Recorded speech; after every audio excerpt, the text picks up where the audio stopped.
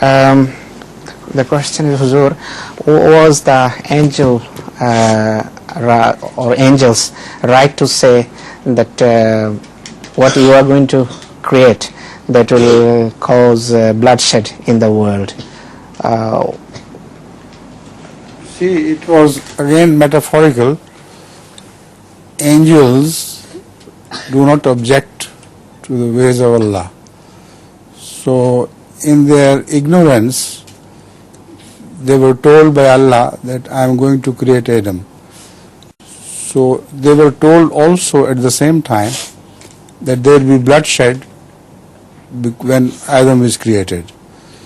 So angels knew only that much, but they did not know that the bloodshed was created. The bloodshed will be caused not by Adam but his opponents.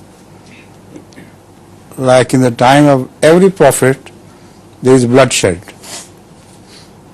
You can't find any exception. But the bloodshed is only by the opponents, and the prophet's war is only defendants' war. So they said it, and then Allah Ta'ala told Adam of the names of those who will come after him as prophets.